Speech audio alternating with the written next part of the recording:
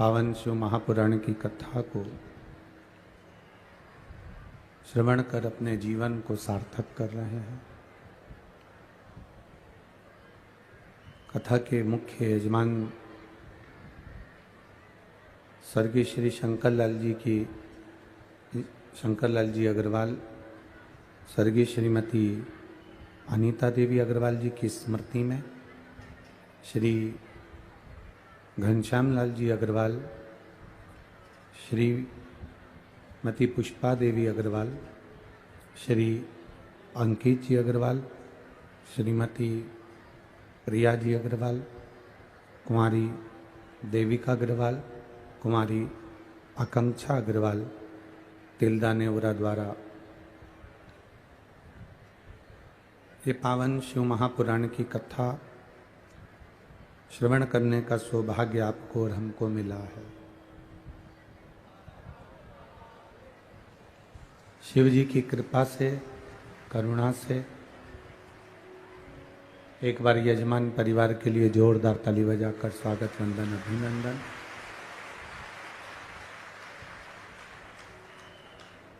जिनके पूर्वजों के अच्छे संस्कारों से श्री घनश्याम लाल जी अग्रवाल, इनके पुत्र वधू, भाई बहन, परिवार, पूरा कुटुंब कहीं ना कहीं शिव की करुणा, उदारता और उसी का फल है जो आज अपन यहाँ भगवान की अविरल भक्ति को पाने के लिए बैठे हैं। रात भर जलवृष्टि हुई है, सुबह से भी लगातार पानी गिर रहा है। वो तो आप लोग कथा में पहुंच जाओ इसलिए बाबा ने थोड़ी देर बंद कर दिया है।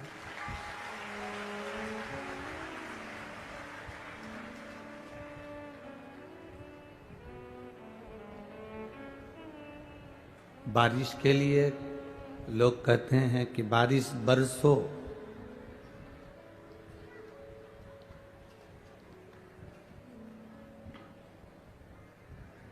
बारिश बरसो पर इतना मत बरसो कि कोई आ ना सके, और जब आ जाए तो बारिश बरसो फिर इतना बरसो कि जो आ गया है वो जा ना सके। ये तो शिव की कृपा है, शिव की उदारता है। रात भर से जलवृष्टि, हवा, पानी, इसलिए कल बाबा ने कथा में कहलवा दिया था कि अपने घर से एक एक छाता और एक एक बिछाने की पॉलीथीन लिया आना।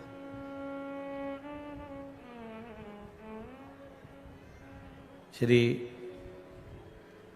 घनश्याम जी अग्रवाल जी की पूरी मित्र मंडली, कार्यकर्ताओं की पूरी टीम, जो बिना स्वार्थ के अगर किसी नेता के घर में अगर कोई कार्यकर्ता काम करता है तो उसका स्वार्थ होता है। किसी सेठ के घर में अगर कोई कार्यकर्ता कार्य करता है तो उसका स्वार्थ होता है। पर शिव महापुराण की जो कथा होती है, इसमें जितने कार्यकर्ता सेवा करते हैं इनका कोई स्वार्थ नहीं होता, इनका केवल भक्ति का स्वार्थ होता है। इनको किसी से कोई मतलब नहीं है, इनको केवल देवाधिदेव महादेव से मतलब है, भगवान शिव की अविरल भक्ति से मतलब है, भगवान शंकर के गुणगान से मतलब है।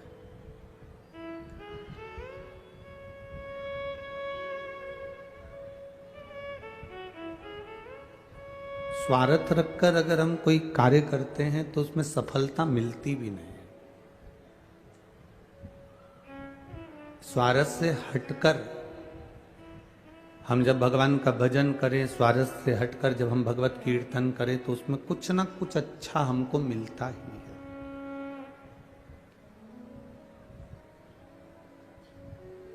आज हम आशीष से कह रहे थे, इतनी रात भर जल वृष्टि हुई है, दिन भर पानी गिरा है।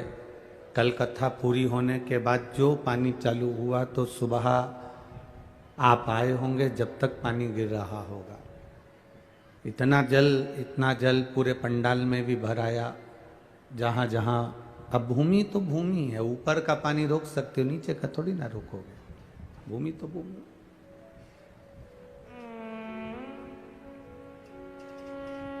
पर पता नहीं तुम लोगों को क्या हो गया है, जो तुम पानी नहीं देखते, हवा नहीं देखते, अपनी पन्नी और छाता उठाए और कथा में चल दिए। ये शिव की कृपा है, ये देवादिदेव महादेव की करुणा है, ये उनकी उदारता है। कथा का नाम है कांवड़ शिव महापुराण की कथा। तुम भले कांवड़ लेकर मत जाओ, पर कथा तुमको पूरी की पूरी वैसी ही लगेगी कि सावन के महीने में जैसे कावड़िया कावड़ लेके शंकर जी के मंदिर जाते हैं, तुम भी यहाँ आओगे तो तुम्हें कीचड़, पानी, कपड़े गीले हो रहे, कीचड़ में हो रहे, लथपथ हो रहे, और तब तुम कथा में पहुंचोगे और कथा से वापस जाओगे तो ऐसी थकान होगी जैसे कावड़ लेकर गए थे और कावड़ छोड़कर आ रहे। इसका नाम ही कावड़ शिव महापुराण की कथा। और इस कथा के माध्यम से हमने कल कथा में जाना त्रिजटा का चरित्र, जिसने राक्षसी होकर भी भगवान शिव का धाम काशी पाया।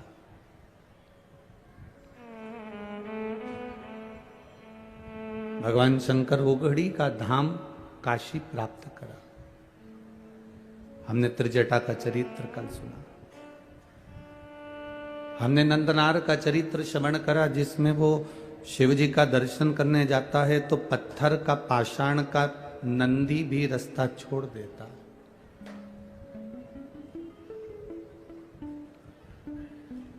हमने लंकाधीपति रावण के इस पावन चरित्र को भी श्रवण किया कि वो शिव की भक्ति को प्राप्त कर लेता।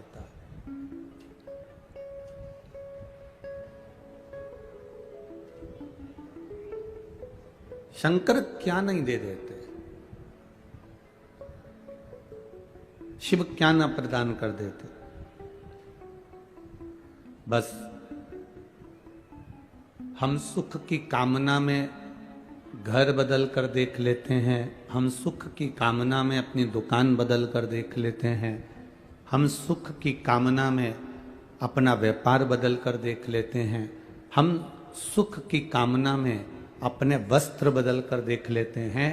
शिव महापुराण की कथा कहती है, सुख की कामना में घर बदल कर देख लिया, व्यापार बदल कर देख लिया, वस्त्र बदल कर देख लिए, दुकान बदल कर देख ली। अब एक बार सुख की कामना के लिए अपना दिल चित्त बदल कर देखना, सुख अपने आप मिल जाएगा।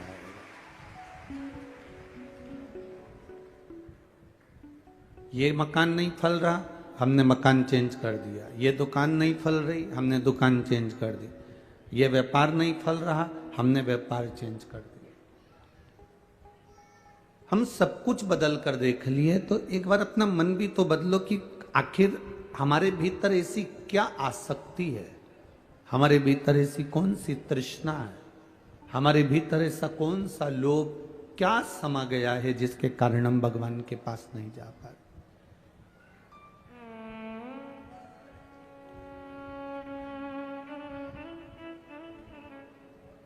जब हमारे भीतर से हमारे चित्त को हम बदलेंगे, हमारे मन को हम बदलेंगे, हमारी बुद्धि को, हमारे चिदानंद को हम बदलेंगे, हमारे मन को थोड़ा सा बदलने का प्रयास करेंगे,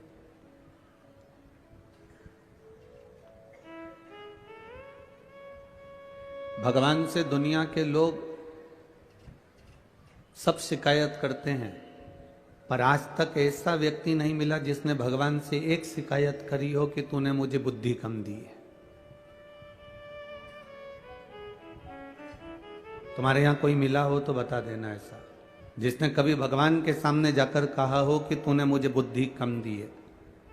दुनिया के लोग शिकायत करते हैं भगवान से, तूने मुझे गाड़ी नहीं दी, तूने मुझे बंगला नहीं दिया, तूने मुझे बेटा नहीं दिया, तूने मुझे बेटी नहीं दी, तूने मुझे शादी नहीं करी, मेरी पत्नी नहीं आई, मेरा पति नहीं मिला, मुझे मकान नहीं दिया, मुझे सरकारी नौकरी नहीं दी, मुझे गवर्नमेंट का जॉब नहीं दिया, मुझे ये नहीं दिया, मुझे ज़मीन नहीं दी, मुझे जायदाद नहीं दी। दुनिया के लोग भगवान से शिकायत करते हैं कि तूने मुझे ये नहीं दिया। आज तक ऐसा शिकायत करने वाला पूरी दुनिया में नहीं मिला जिसने भगवान से कहा हो कि तूने मुझे बुद्धि कम दी, क्योंकि सब अपने आप को श्रेष्ठ बुद्धि वाला मानते हैं, कोई अपने को बुद्धि में कमजोर नहीं मानता।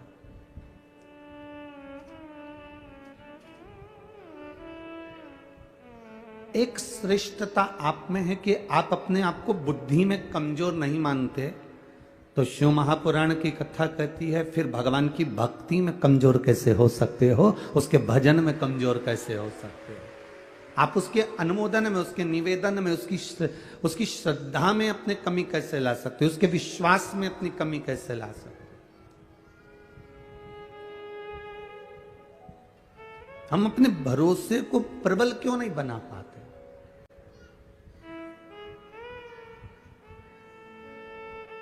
जिस दिन हमारा भरोसा, हम हमारी दृढ़ता परमात्मा के भरोसे पर छोड़ देते हैं, वो कहते हैं ना, दो तरह के लोग होते हैं, कोई ईश्वर के लिए, भगवान के लिए सब कुछ छोड़ देता। दो तरह के लोग होते हैं, जो एक भगवान के लिए सब कुछ छोड़ देता है और दूसरा वो जो भगवान पर सब कुछ छोड़ देता। अब दोनों का नाम आप बोलिएगा, पहला कौन व्यक्ति कौन है? दो तरह के लोग हैं। पहला कौन सा? जो भगवान के लिए, बोलो जम के बोलो, सब कुछ छोड़ दे। कई लोग कहते हैं हमने घर छोड़ दिया, हमने ये परिवार छोड़ दिया, हमने रिश्ते छोड़ दिए, भगवान के लिए हमने अपना मकान छोड़ दिया, भगवान के लिए हम जंगल में जाकर बैठ गए, भगवान के लिए हमने वानप्रस्थ धारण कर लिया, भगवान के लिए हमने भोजन छोड़ दिया, भगवान के लिए हमने खाना पीना छोड़ दिया, भगवान के लिए हमने सब सुख छोड़ दिया। कई लोग मिलते हैं जो कहते हैं, दो तरह के लोग होते हैं, एक भगवान के लिए, ईश्वर के लिए सब कुछ छोड़ देते हैं, और दूसरा वो होता है जो ईश्वर पर सब कुछ छोड़ देता है। इसमें सबसे प्रबल कौन सा है? इन दोनों में श्रेष्ठ कौन सा है? चलो बोलो रे छत्तीसगढ़ वालों, तिलदाने वरा वाले, बोलो जरा, दोनों में श्रेष्ठ कौन सा है? पहला है भगवान के लिए सब कुछ छोड़ देना, और दूसरा है भगवान पर सब कुछ छोड़ देना। अब आपके हिसाब से श्रेष्ठ कौन सा है? पहला कि दूसरा? दूसरा। बस आपके लिए ताली बजा लो कि आज आपने श्रेष्ठता का निर्णय दे दिया। ये आपके लिए है।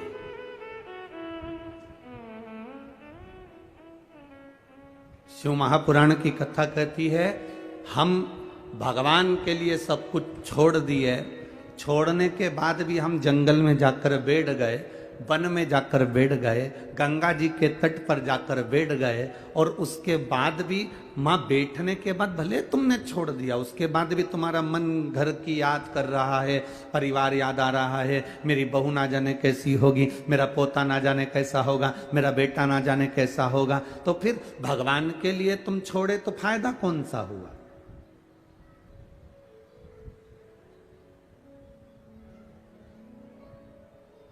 हमने पहले भी कथा में कहा, संत बनना सरल, साधु बनना सरल, तपस्वी बनना सरल, सन्यासी बनना सरल, गंगा जी के घाट पर बैठकर तप करना सरल, नर्मदा जी के तट पर बैठकर भगवान की भक्ति करना सरल, यमुना जी के घाट पर रहकर भजन करना सरल, सरयू के घाट पर बैठकर तप करना सरल, पर सबसे ज्यादा कठिन है घर में रहकर, परिवार में रहकर उनका भरण पोषण करते हुए भगवान का भजन करना। यह कठिन है।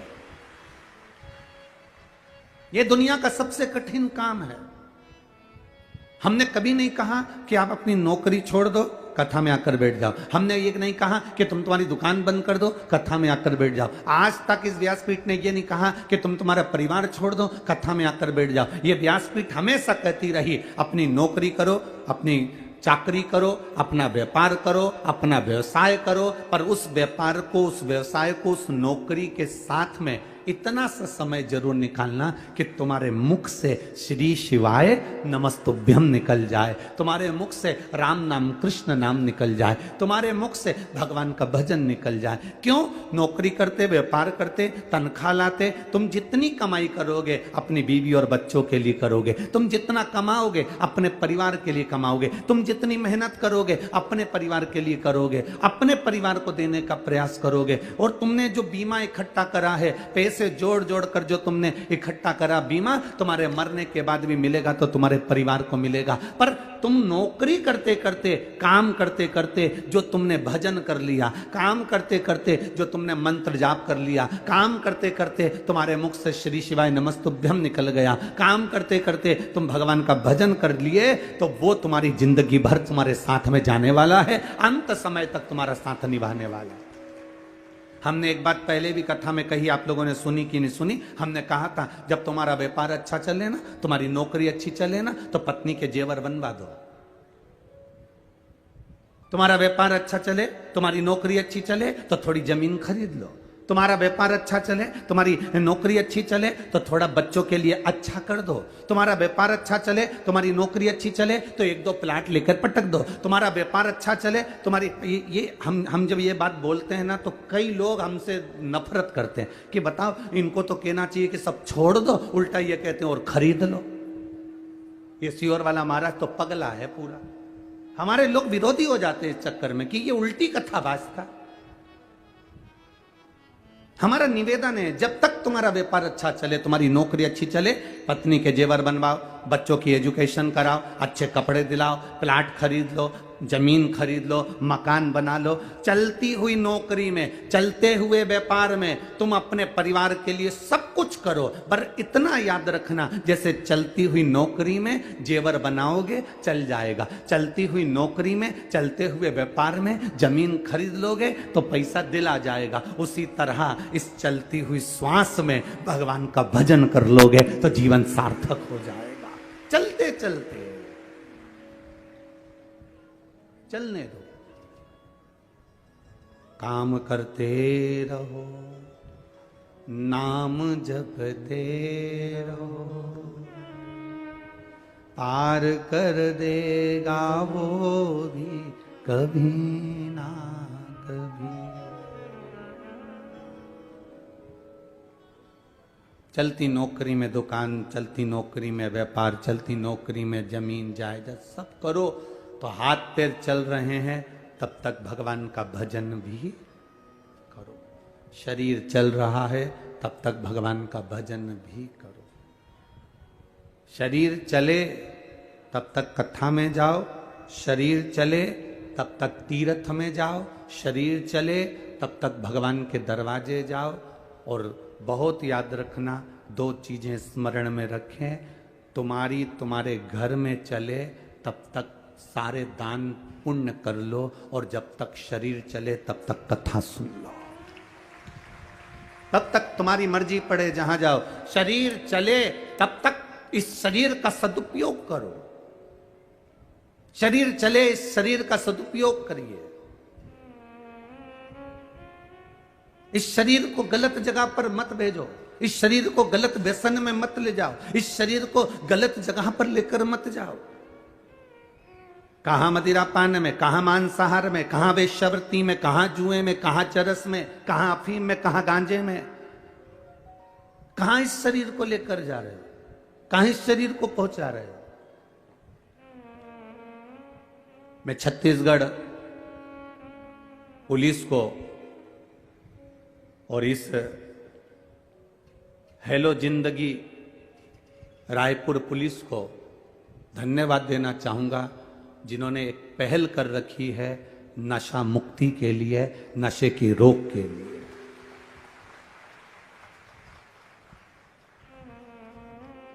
प्रेरणा देते हैं। ये अपनी ड्यूटी कर रहे हैं, अपनी नौकरी कर रहे हैं।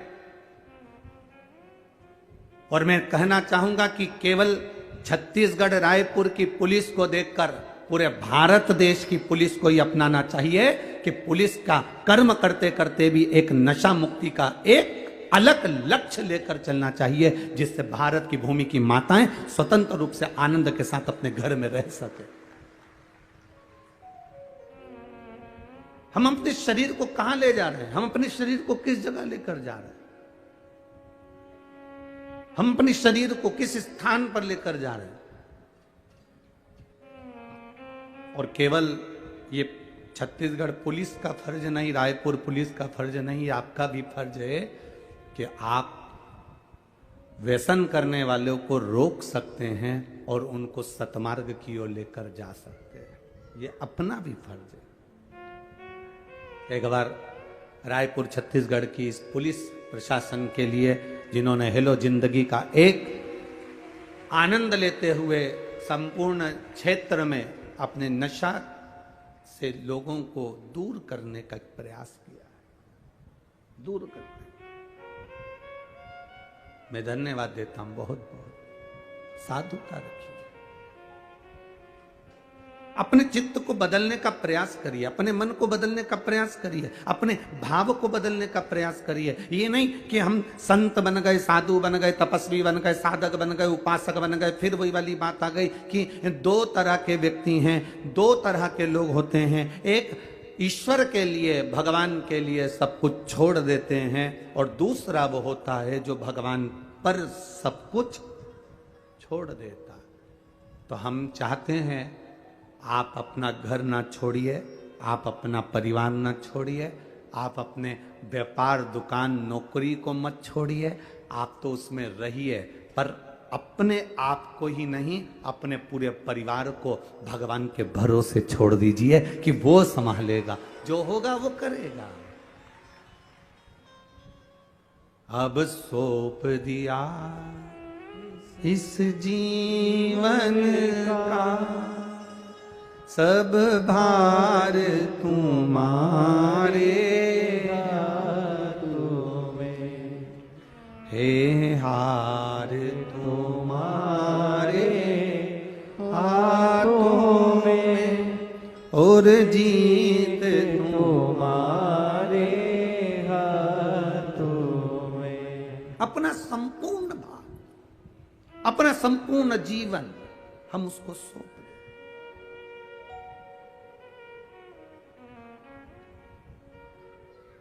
अपने संपूर्ण जीवन को हम परमात्मा पर सौंप दें।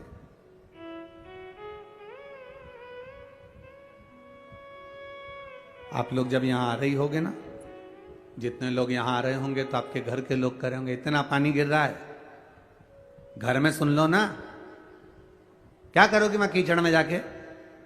अकल वकल नहीं है क्या तुम में? समझ नहीं पड़ती क्या तुमको? इतने में यह चोटी करती करती उसको घूर के देखी, और वो बोल ही रहा है, क्या करोगी जाके? इतना पानी गिर रहा है, इतना कीचड़ हो रहा है। और वो चोटी करती करती फिर उसने पल्लू पे लिया, पेंसिल से लाइन खींची और डब्बा भर के और बिंदी लगा के रुमाल उठा के, रुमाल में थोड़ी सी सुपारी रख के, सुपारी रख के इसलिए लाई कहीं बोर होंगी तो मुंह में खत्म, सुपारी रख के और फिर चली। अब इसने अपने मना करने वाले बेटे से और परिवार वालों से, चल मेरे को छोड़ के आ, हम नहीं जाए, पानी गिर रहा है। चल अच्छा 500 रुपए दे। 500 रुपए काय के लिए? अब तू छोड़ने नहीं जा रहा तो मैं गाड़ी से जाऊंगी। इतने में बोला चलो मैं छोड़ देता हूं, और फिर छोड़ के फिर बोला इतना कीचड़ हो रहा है, मां कहां जा रही, इतनी कीचड़ कीचड़ हो रहा है, तू जा, अब मैं चली जाऊंगी, तू जा। आ रही थी, फिर मां रास्ते में जहां उतारा, मां 2-3 इसकी बेस्ट फ्रेंड मिल गई। अब फ्रेंड तो थी नहीं, बस कथा में आती थी तो पहचान हो गई। कथा की पहचान कोई कम होती है क्या है? एक बात बताएं आपको, ये जब अपने प्राण छूटे ना, प्राण छूटने के बाद जब अपन लोग ऊपर जाएंगे ना, तो एक बात का ध्यान रखना, घर के लोग भले तुमको वहां मिले कि नहीं मिले पता नहीं, पर शंकर जी के मंदिर में तुम जो एक साथ जल चढ़ाती हो ना, ये सब वहीं पर मिलेंगे, एक जगह इकट्ठे हो। और वहां पर भी तुम चिल्ला चिल्ला के कहते बोल बम का नारा है। अब वहां पर भी तुम चुप नहीं रहना, और इतना भजन गाना, ढोलक पीट पीट के, मंजीरा बजा बजा के, तो पार्वती जी भी टेंशन में आ जाएगी, कहां से पकड़ लाए इनको। तो भोलेनाथ जी कहेंगे कहीं नहीं, वो तिल्दा नेवरा की है, तो इसको तिल्दा नेवरा में क्यों नहीं छोड़ दिया है? कथा सुन सुन के आदत हो गई, कहीं रायपुर की सुन ली, भिलाई की सुन ली, भाटापारा की सुन ली, यहाँ की सुन ली, और अभी बचा कुचा है सावन में बालोद की सुन लेगी।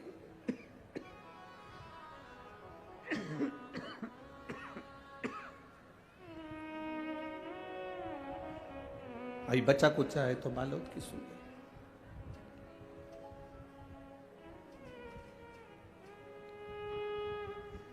महाराज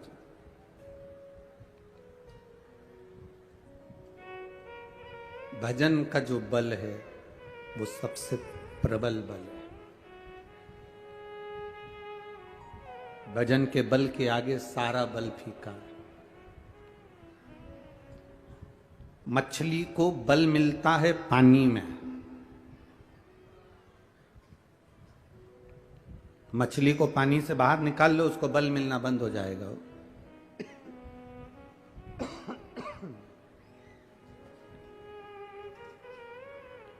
मछली को पानी में से बाहर निकालो, उसको बल मिलना खत्म हो जाएगा।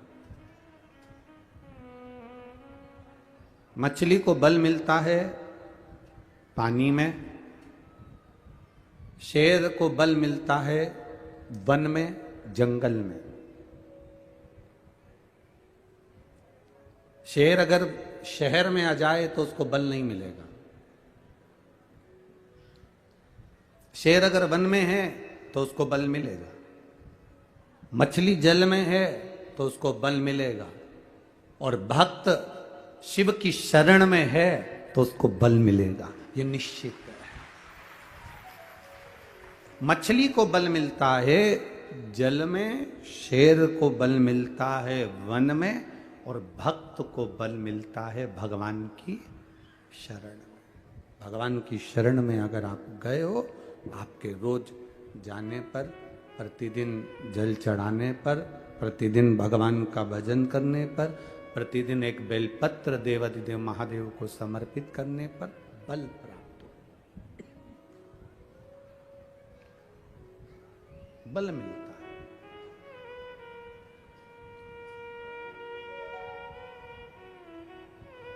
आप रोज रोज जल चढ़ाने के लिए शिव के मंदिर जाइए, आप रोज रोज जल चढ़ाने के लिए भगवान देवाधिदेव महादेव के द्वार पर जाइए। आपको लोग कहेंगे कहाँ जा रहे हो, क्या मिल रहा है वहां जाने से, क्या प्राप्त हो रहा है आपको वहां जाने से? तब आप कह सकते हो मुझे जिंदगी जीने का एक बल प्राप्त हो रहा है, मुझे जीवन जीने का एक तरीका प्राप्त हो रहा है।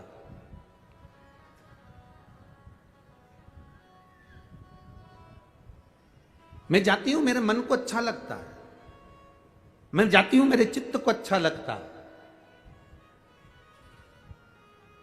और यही तो हृदय की शांति है, यही तो हृदय का सुख है।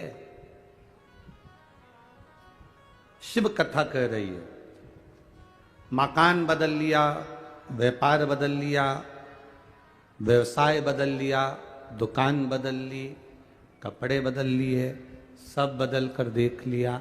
शिव पुराण कहती है अब एक बार अपना मन बदलो। मन से मतलब है अभी तक जो तुम कर रहे थे उसको भगवान के भरोसे छोड़कर करो।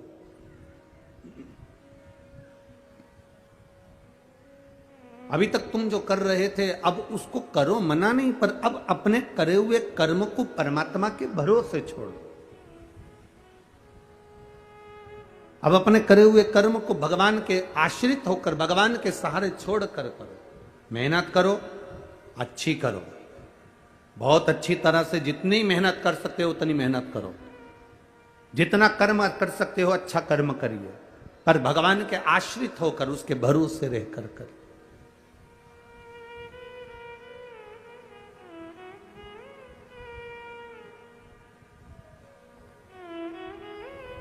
अपनी जिंदगी में कोई कर्म ऐसा कर कर जाऊं कि बाद में लोग याद रखें। एक बार ब्रह्मा जी विश्राम कर रहे, जब नया कल्प प्रारंभ होने वाला रहता है तो नए कल्प के प्रारंभ के पहले ब्रह्मा जी से कहा गया है कि तुम कुछ देर का विश्राम कर सकते हो, तुम कुछ देर का आराम कर सकते हो, तुम कुछ देर का विश्राम कर सकते हो। अब नया कल्प प्रारंभ होने वाला था। जब नया कल्प प्रारंभ होने वाला रहता है तब 33 कोटि देवी देवता सब ब्रह्मा जी के पास आते हैं और ब्रह्मा जी के पास आकर उनकी स्तुति करते हैं। और स्तुति के साथ में जो नया कल्प का निर्माण होता है, नई सृष्टि का जो निर्माण होता है, उसको, उसका संचालन ब्रह्मा जी के सम्मुख में सब देखते हैं।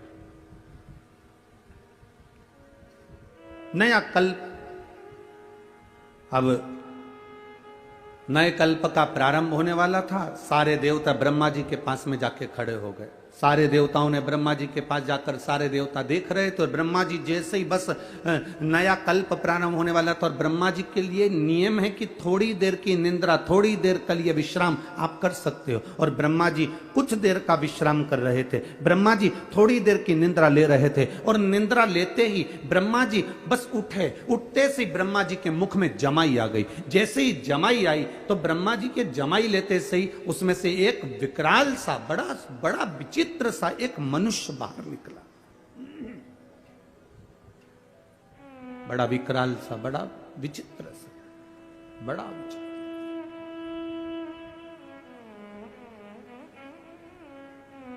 एक मनुष्य बाहर निकला, प्रकट हुआ। ब्रह्मा जी ने देखा कि बड़ा सारा उसका स्वरूप है, बहुत बड़ा उसका स्वरूप है, और सुंदर भी बहुत है। शरीर पर इतना तेज है कि एकदम उसका शरीर लाल हो रहा है। बड़ी बड़ी भुजाएं उसकी, बड़ा बड़ा शरीर उसका, बड़ा वीर सा नजर आ रहा है, बड़ा प्रबलता सा नजर आ रहा है। ब्रह्मा जी ने पूछ लिया, तुम कौन हो? उसने कहा, मुझे नहीं मालूम मैं कौन हूं। क्या नाम है तुम्हारा? मुझे नहीं मालूम मेरा नाम क्या है। कहां से आए हो? पता नहीं, परंतु इतना जानता हूं कि मैं आपके शरीर से प्रकट हुआ। मैं इतना जानता हूं कि आपके शरीर से हुआ हूं। आपने जब निंद्रा त्यागी, निंद्रा त्यागने के बाद आपने जो बकासी ली, आपने जमाई ली, और उस जमाई से मैं प्रकट हो गया। ये कथा आपको मालूम होना चाहिए, और केवल छत्तीसगढ़ वालों के लिए नहीं, पूरे विश्व के माताओं को ये मालूम होना चाहिए कि तुम्हारे मांग में जो सिंदूर भरा होता है, हनुमान जी को जो सिंदूर चढ़ा हुआ होता है, गणेश जी को जो सिंदूर चढ़ा हुआ होता है, माता के मांग में जो सिंदूर भरा हुआ होता है, वो सिंदूर आया कहां से था? ये पूरे विश्व की माताओं को, ये पूरे भारत देश की नहीं, संपूर्ण विश्व की माताओं को यह मालूम होना चाहिए कि गणेश जी पे चढ़ा हुआ सिंदूर कहां से आया, सिंदूर का जन्म कहां से हुआ, हनुमान जी पे चढ़ा हुआ सिंदूर कहां से आया, उस सिंदूर का जन्म कहां से हुआ। नारी के मस्तक पर जो सिंदूर भरा रहता है, वो सिंदूर आखिर नारी के मस्तक पर आया तो वो सिंदूर का जन्म कहां से हुआ, उस सिंदूर की प्रबलता क्या है?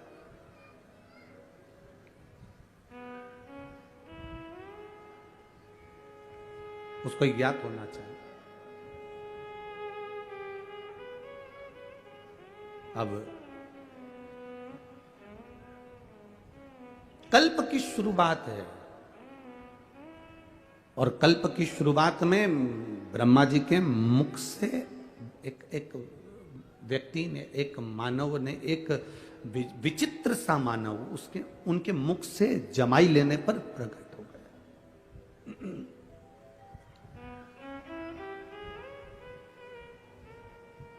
कौन हो तुम, हमें मालूम नहीं। क्या नाम है तुम्हारा, हमें मालूम नहीं। कहां से आए हो, हमें मालूम नहीं। हमें कुछ ज्ञात नहीं है। ब्रह्मा जी ने देखा बड़ा वीर है, चेहरा लाल, शरीर लाल, पूरा शरीर बड़ा वीरता का दिख रहा है और बड़ा प्रबल शरीर है, भुजाएं विशाल, शरीर विशाल। ब्रह्मा जी ने उसका नाम सिंदूर रख दिया। क्या नाम रखा, जम के बोलो जरा, सिंदूर। ब्रह्मा जी ने उसका नाम सिंदूर रख दिया। अब सिंदूर रखा तो उसने, ब्रह्मा जी ने प्रसन्न होकर उसको वर देना प्रारंभ कर दिया कि सिंदूर, तुम दिखने में भी सुंदर हो, वीर भी हो, प्रबल भी हो, तो हम तुम्हें वर देते हैं कि तुम जगत में वीरता के रूप में रहोगे, प्रबल रहोगे, तुम्हारी भुजाओं का बल प्रबल रहेगा, तुम्हारे भीतर एक तेज हमेशा भरा रहेगा, तुम्हारे तेज को देखकर स्वयं यम के दूत भी डरेंगे। ब्रह्मा जी कह रहे हैं तुम्हें बल इतना दे दिया, तुम्हारी मर्जी पड़े तुम वहां रह सकते हो, पूरी सृष्टि पूरा ब्रह्मांड तुम्हारे लिए है, तुम कहीं पर भी अपना राज्य बसा सकते हो, तुम कहीं पर भी रह सकते हो। हमारा वर तुम्हें देते हैं, तुम कभी क्षय नहीं होगे, मरोगे नहीं।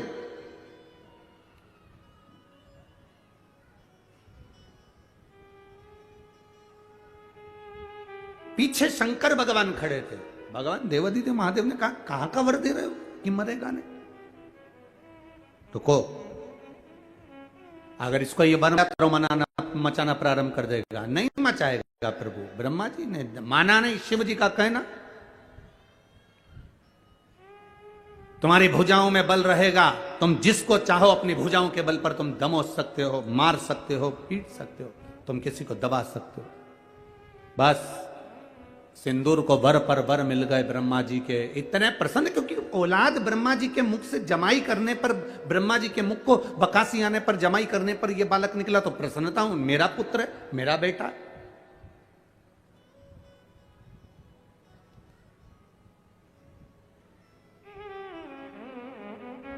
बेटे को लायक बनाओ, मना नहीं है। बेटे को खूब पढ़ाओ, मना नहीं है। बेटे को लायक बनाओ, मना नहीं है। पर बेटे को इतना लायक मत बना देना कि वो अपने मां बाप को ही नालायक समझने लगे। बेटे को लायक बनाना, पढ़ाना, खूब पढ़ाना, पर बेटे को इतना लायक मत बना देना कि जिस मां ने उसको समझाया, जिस पिता ने उसकी एजुकेशन पर खर्च करा, जिस मां ने उसको पढ़ाया, जिस पिता ने अपनी नौकरी कर कर कर रुपया बचा बचा कर अच्छे कॉलेज में भेजा, जिस मां ने उसके कपड़े, उसका पहनावा, उसका रहन सहन, जिस मां ने उसको बना बना कर भोजन खिलाया, जिस पिता ने अपनी पूरी जिंदगी बेटे को एजुकेशन देने में, पढ़ाने में, आगे बढ़ाने में लगा दी, एक दिन बेटा अपने मां बाप को नालायक समझे, इतना लायक मत बनाना। बेटों को लायक बनाओ, बच्चों को लायक बनाओ, पढ़ाओ, खूब पढ़ाओ, और संस्कार देकर पढ़ाना। जो बच्चे संस्कार लेकर नहीं पढ़ते, पढ़ते तो हैं पर उनमें संस्कार नहीं होते, तो एक दिन माता पिता को वो नालायक समझने लगते हैं। हमारे मम्मी पापा में तो अकल नहीं है, हमारे पापा तो हर कुछ के देते हैं, हमारी मम्मी तो हर कुछ बोल देती है, हमारी माँ में तो अकल नहीं है, हमारे पिताजी में तो अकल नहीं है। जब तुम्हारे बच्चे तुम्हारे मुंह पर कह दे कि तुम में अकल नहीं, तुम चुप बैठी रहो, तुम में अकल नहीं, तुम चुप रहो, जब तुम्हारे घर के बच्चे बोलने लगे ये शब्द, समझ लेना कि तुमने बेटों को लायक तो बनाया पर संस्कार देकर लायक नहीं बनाया, इसलिए वो तुम्हें नालायक समझ रहे हैं।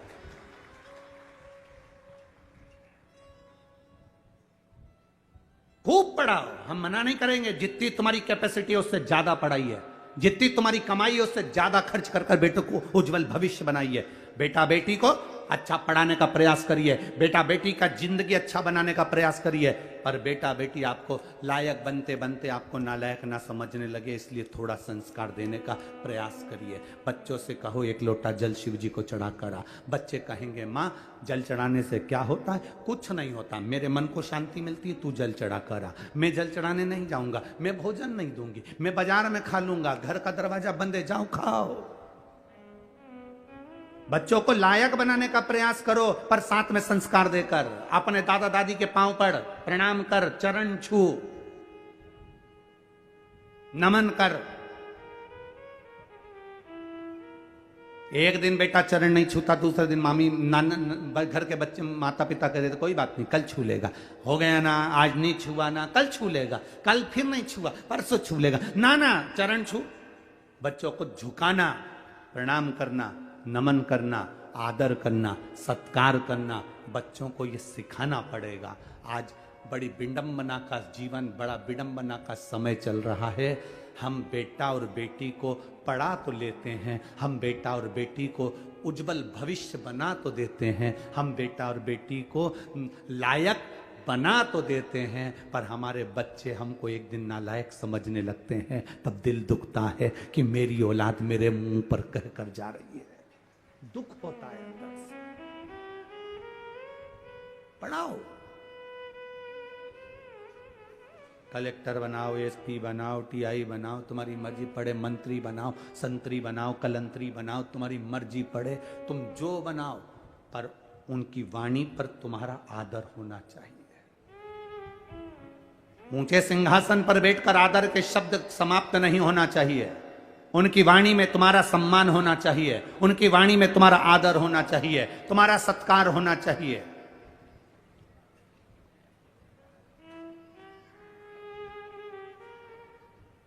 अरे बेटा एडीलैंड में, बेटी है न्यूयॉर्क। कई माता पिता रायपुर में हमसे कहते हैं, हमने पूछा क्यों साहब कहाँ रहते हो? बस गुरुजी आपकी जो कथा हो रही ना उसके पास में हमारी बिल्डिंग है, हम वहीं सी सेक्टर में रहते हैं। अच्छा सी सेक्टर में कौन सी? तो का बस 8वें मंजिल पर, चौथे मंजिल पर हमारा फ्लैट है। हमने कहा कौन कौन घर में? मेरा बेटा तो वहाँ है और मेरी बेटी वहाँ है। बेटा एडीलैंड में, बेटी है न्यूयॉर्क। और ब्राइट बच्चों के लिए हुआ बुढ़ापा डार, तो काका क्या करोगे, ये रुपया कहाँ धरोगे? बेटा बाहर, बेटी बाहर। तो हमने कहा तुम कौन कौन हो? बस हम दोनों पति पत्नी। कहाँ रह रहे हो? फ्लैट में रह रहे हैं। अच्छा तो तुम दोनों अपने बेटा बेटी के पास क्यों नहीं चले जाते? बस अब विचार तो करा है, पर बेटे के यहाँ एक बार गए थे तो अब वहां पर हमारा मन नहीं लगा तो हम वापिस आ गए। बेटी के यहाँ वहां भी मन नहीं लगा तो हम वापिस आ गए। तुम जब बीमार पड़ते होगे, तकलीफ होती होगी, शरीर में कष्ट होता होगा, या तुम्हारे घर में मेहमान आते होंगे, तो सामान कौन ला कर देता है? तो मैं डॉक्टर को दिखाने कौन जाता है? तो कहती है हमारे पड़ोसी बहुत अच्छे हैं, उनका बेटा है ना, उनकी बेटी है ना, हमको गाड़ी में बिठाकर वो तुरंत डॉक्टर को दिखाने चले जाते हैं। हमने कहा फिर एक काम करना, फ्लैट भी पड़ोसी के बेटे को देकर जाना।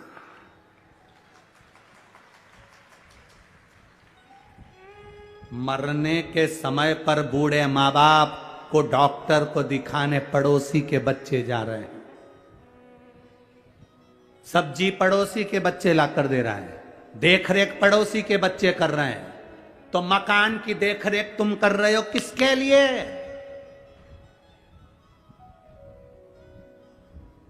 किसके लिए? आसक्ति नहीं जा रही। हमने कहा एक काम करो न, जब पड़ोसी का बच्चा इतना कर रहा है तो एक काम कर दो, उसको थोड़ा बहुत तो अपनी प्रॉपर्टी दे। अरे गुरुजी कैसे देके जाना? डॉक्टर को दिखाया है तो क्या प्रॉपर्टी दिया है? सब्जी ला के दे देता कि प्रॉपर्टी दे रहे? तो तुम्हारे बेटे तुमने बड़े करे थे तुम्हारी सेवा के लिए, वो तुम्हारी सेवा नहीं कर रहे, तो तुम किसके भरोसे? किसके? अखबारों में देखो, अखबारों में जरा पढ़ना, कभी पुराना कई जगह का आपको मिलेगा। बुढ़ा बुढ़ी मर गए, बेटों को सूचना दे दी कि आ जाओ अंतिम संस्कार करने, तो कहते हैं ऑनलाइन करा देना। बाद में जब मर गए, अंतिम संस्कार भी मोहल्ले के लोगों ने कर दिया, तब बेटा बेटी आए, जमीन जायदाद बेच के पैसा लेके चले गए, पर माँ बाप का पिंडदान तक नहीं करा। ये जीवन है मानव का। किसके लिए जी रहे? हम किसके लिए अपनी जिंदगी जी रहे हैं? अरे बेटा एडीलैंड में, बेटी है न्यूयॉर्क। और ब्राइट बच्चों के लिए हुआ बुढ़ापा ढाल, ओ काका क्या करोगे, ये रुपया कहाँ धरोगे।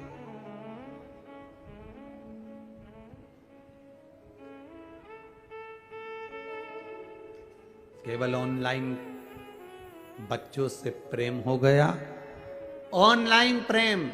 बच्चे वहां बैठे हैं, 2 साल में 4 साल में एक बार आते हैं और माता पिता खुश होकर कहते मेरे बच्चे को समय नहीं मिलता, इतना व्यस्त इतना व्यस्त इतना व्यस्त, मेरे बच्चों को समय नहीं मिलता, मेरे बच्चों को तो समय नहीं मिलता, मेरा बेटा तो वहां है, मेरी बेटी तो वहां, मेरा बेटा तो वहां, मेरी बेटी।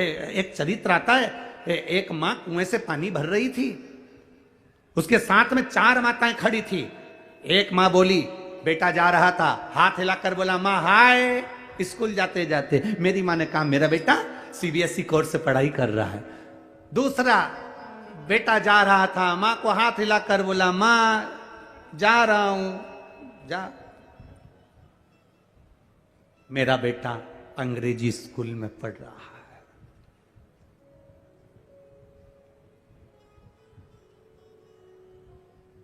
एक माँ का बेटा जा रहा था, माँ बाल्टी उठाकर ले जा रही थी। बेटे ने कहा रुक माँ, पहले मैं बाल्टी घर रख कर आता हूं, फिर जाऊंगा। माँ कहती है मेरा बेटा सरकारी स्कूल में पढ़ रहा है। ये मेरा बेटा है जो सरकारी स्कूल में पढ़ रहा है। अंग्रेजी स्कूल में पढ़ाओ, सीबीएसई कोर्स से पढ़ाओ, एक से बढ़कर एक स्कूल में पढ़ाओ, पर अपने बच्चों को संस्कारवान बनाने का जवाबदारी तुम्हारी है।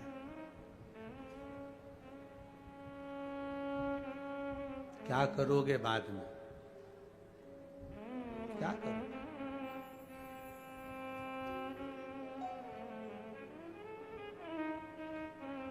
अगर स्नेहवश कोई जवाबदारी आपके जीवन में अपने बच्चों पर नहीं छोड़ी है, तो वो बच्चे आपको भी नहीं कुछ प्रभाव दे पाएंगे। दीजिए।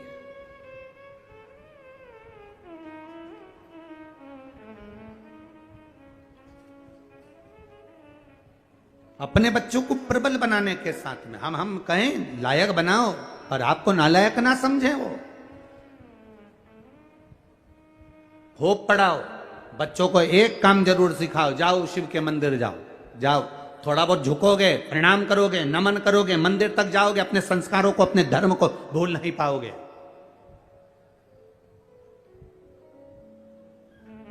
जिस बेटे को भगवान ब्रह्मा जी ने वर दे दिया, जिस बेटे को सब कुछ दे दिया, ब्रह्मा जी प्रसन्न होकर मेरा बेटा मेरा बेटा मेरा बेटा करके सब कुछ दे दिया। ब्रह्मा जी ने पूरे वर पूरे आशीर्वाद जो दे सकते थे बेटे को दे दिया। सारे वर सारे आशीर्वाद ब्रह्मा जी ने अपने पुत्र सिंदूर को दे दिए, सारे वर। मेरी जीजियों, ब्रह्मा जी जैसी गलती मत करना। ब्रह्मा जी ने सारे वर ब्रह्मा जी ने अपने बेटे सिंदूर को दे दिया। तुम वो गलती मत करना कि पूरी चीज अपने घर के बच्चों को दे दो। एक इतनी बड़ी लोहे की पेटी यहाँ से जाते जाते खरीद लो, उसमें भले कुछ मत रखो, जाते जाते 2-4 पत्थर उठा के ले जाओ, पुरानी साड़ी में लपेट के पेटी में रख दो, बउए आए उसके पहले पेटी पत्थरों से भर लो।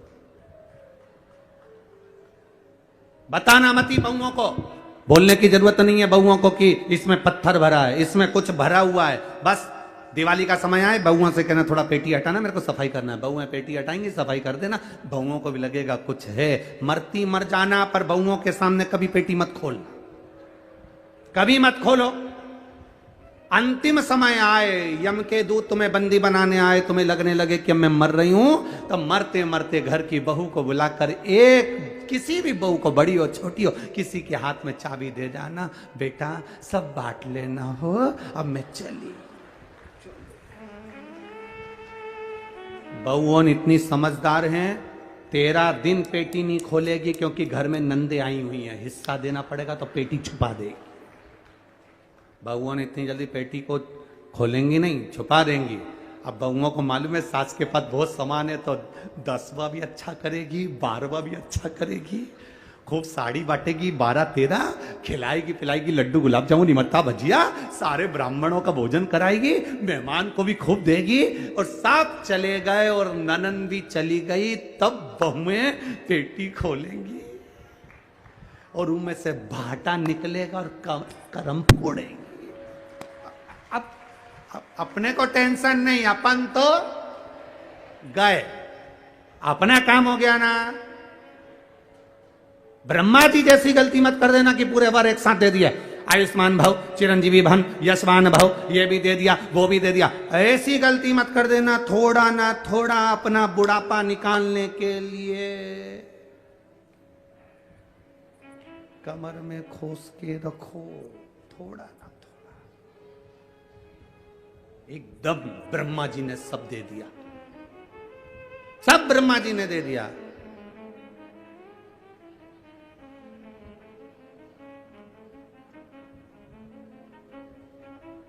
अब ब्रह्मा जी ने सब कुछ दे दिया, ब्रह्मा जी ने सब प्रदान कर दिया। सिंदूर गया, सिंदूर ने विचार करा कि मेरे को इतना सारा वर मिला, एकाध वर ऐसा मिला है कि अपनी भुजाओं में मैं सब कुछ दमोच सकता हूं, तो मैं जरा अपनी भुजाओं के बल को ब्रह्मा जी से ही तो शुरुआत करके देखो। जिस ब्रह्मा जी ने वर दिया था, जिस ब्रह्मा जी ने आशीर्वाद दिया था, जिस ब्रह्मा जी ने वर प्रदान कर दिया था, जिस ब्रह्मा जी ने अपना सब कुछ सिंदूर को दे दिया था, वो सिंदूर, वो उस बल को ब्रह्मा जी के सामने पहुंचकर, ब्रह्मा जी के सम्मुख में पहुंचकर वापिस आया ब्रह्मा के पास में। ब्रह्मा जी ने ध्यान लगा कर देखा कि आखिर बात क्या है। ब्रह्मा जी ने देखा ये तो मुझे ही दबाने के लिए आया है। फिर भी ब्रह्मा जी ने सामने आए सिंदूर से पूछा, बेटा सिंदूर क्या बात है? सिंदूर बोले, पिताजी बस मेरे मन में एक बात है, आपने जो वर दिया है ना उसको मैं एक बार प्रैक्टिकल करके देखना चाहता हूं। मेरे भुजाओं में बल है कि नहीं, तो मैं आपको दबा कर देखना चाहता हूं। इतने में ब्रह्मा जी ने सिंदूर को समझाया, सिंदूर समझ नहीं पाया, नहीं समझे। ब्रह्मा जी भाग कर भगवान विष्णु जी के पास पहुंच गए। मुझे बचाने का प्रयास करिए प्रभु, मुझे बचाने का प्रयास करिए, आप मुझे बचाइए प्रभु, मुझे बचाइए। भगवान नारायण ने देखा क्या बात है, सिंदूर आ रहा है, वो मुझे दबाना चाहता है, वर दिया है मैंने। भगवान नारायण ने देखा कि सिंदूर दौड़ता दौड़ता वहां आ गया। भगवान विष्णु ने सिंदूर को देखा और सिंदूर को देखकर भगवान विष्णु ने उसी समय पर समझाने का प्रयास करा, सिंदूर ये तुम्हारे पिता हैं और तुम इसे दबाना चाहते हो। सिंदूर कहते हैं मैं उनको नहीं दबाऊंगा, आपको दबा के देख लेता हूं, मुझे तो प्रैक्टिकल करना है, कहीं पर भी करूं। नारायण को दबाने के लिए सिंदूर आए तो नारायण ने सिंदूर को समझाने का प्रयास करा। सिंदूर ने कहा अगर तुम मुझे दबाना चाहते हो तो मुझसे प्रबल तो देवादिदेव महादेव हैं, जाओ उनको दबा कर बता दो। सिंदूर ने कहा यदि मेरी भुजा में इतना बल है तो देवादिदेव महादेव कहां रहते हैं? कैलाश पर, मृत्यु लोक में। सिंदूर आ गया कैलाश पर, मृत्यु लोक पर, भूमि पर।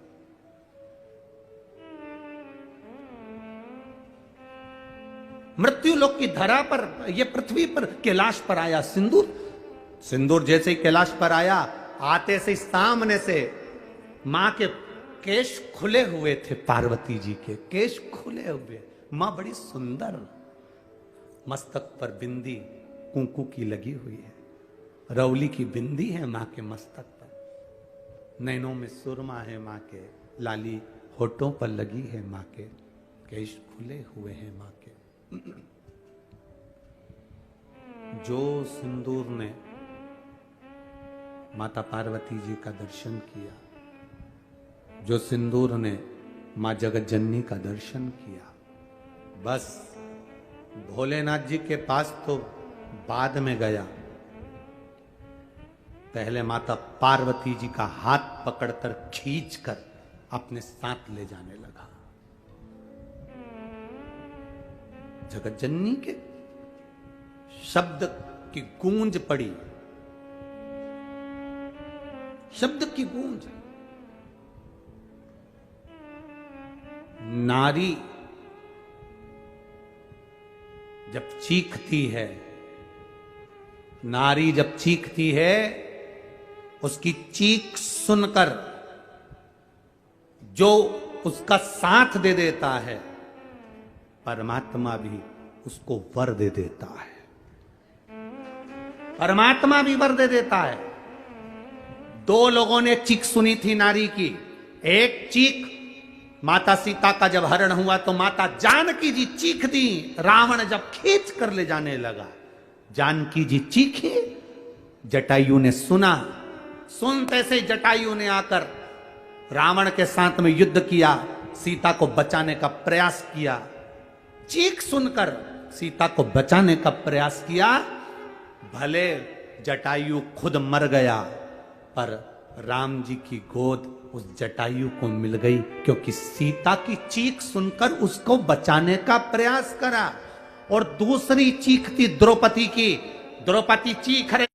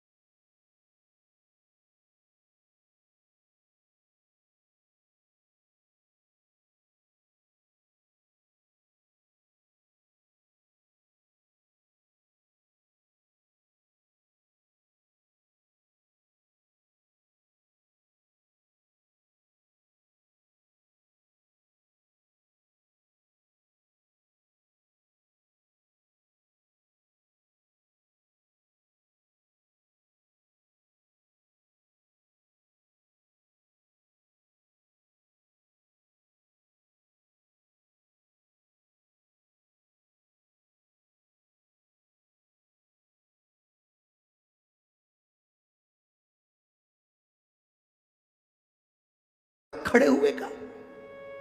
और बेटी चीख रही है, उसको पत्थर से मारा जा रहा है, उसको चाकू से गोपा जा रहा है, और तुम देख रहे हो।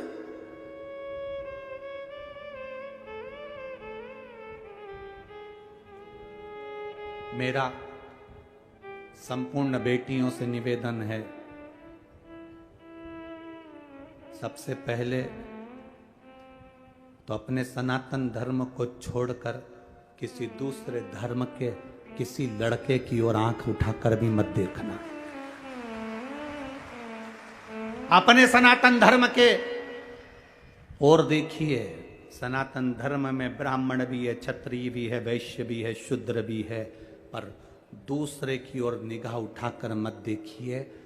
और याद रखो, अगर भूलवश तुम उस ओर चले भी गई हो ना, तो निवेदन है, शंकर जी से प्रार्थना करूंगा कि तुम्हारी बुद्धि जल्दी ठीक हो और तुम वापिस अपने सनातन धर्म की ओर अग्रण्य हो।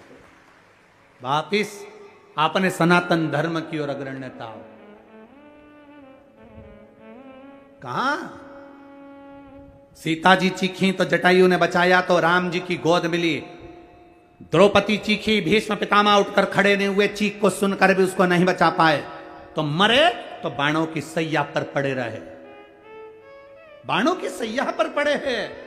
देवता देखकर करे, गजब भीष्म पितामह, तुम तो भगवान का भजन करने वाले बाणों की सैया पर पड़े हो, क्योंकि तुम्हारे कर्म का भोग भोगना पड़ेगा। ये कर्म का भोग कोई दूसरा नहीं भोगेगा, तुम्हें खुद भोगना है, दूसरा नहीं भोग सकता। अच्छे कर्म करिए।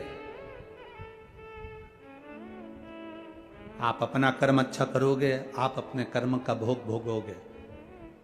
सियोर वाला महाराज अगर अच्छा कर्म करेगा तो उसको भोग भोगना है।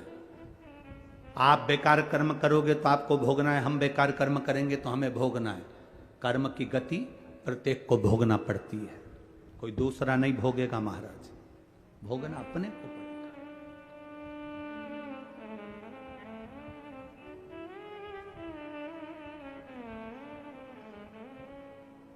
पार्वती मैया ने हाथ पकड़ा, सिंदूर ने मां जगत जननी जगदम्बा का, जगत धात्री दुर्गा का हाथ पकड़कर जब खींच कर ले जाने लगा, मां चीख पड़ी।